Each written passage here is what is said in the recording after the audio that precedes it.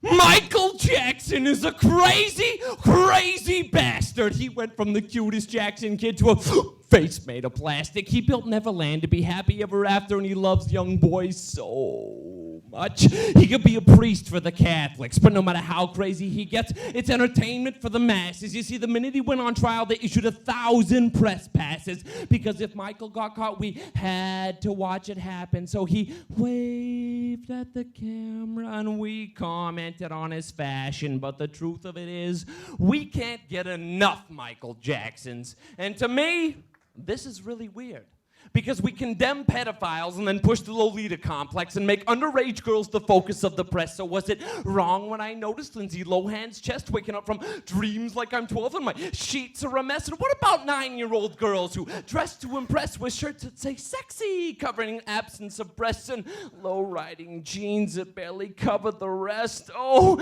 these girls are too young to fuck, but the fantasy's for sale, but you can't act on impulse or you might go to jail. So in the mall and on TV, there's all these girls I want to nail, but I'm afraid to approach them in case I can't afford bail, because I have heard what happens to pedophiles in jail. They'll shove a broomstick up your ass until you start to squeal, hee hee, and it's easy to see. Oh yes, it's easy to see where the media has made mistakes. I mean, who really cares about little Mary Kate's weight? It's our obsession with media that's determined her fate. She thinks that starving herself to death translates to look great, because this image of sexy has been forced into our headspace. And I know a lot of you will say this is an image I help propagate, because every time I see a girl with a great ass or a cute face, I run off down the street in some primal chase like some wild animal stalking its prey. But in my own defense, I have to say that sex sells based on how we want to behave. So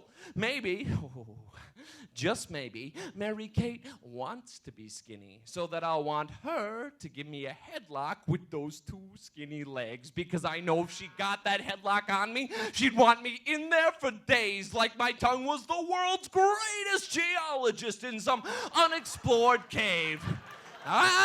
I can hear some of you whisper, he's in a sexed out craze. He's a misogynist womanizer. Just listen to what he's saying, and you're probably right.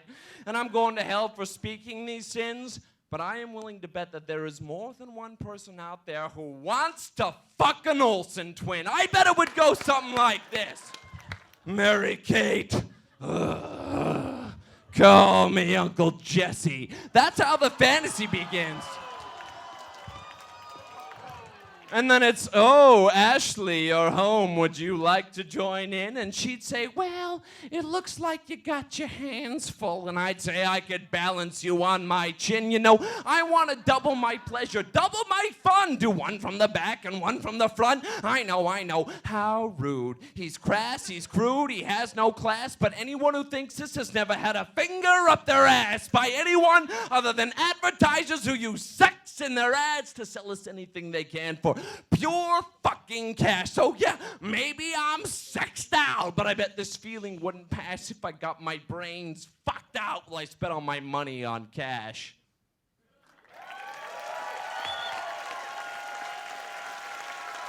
Ladies and gentlemen, Patrick Swan.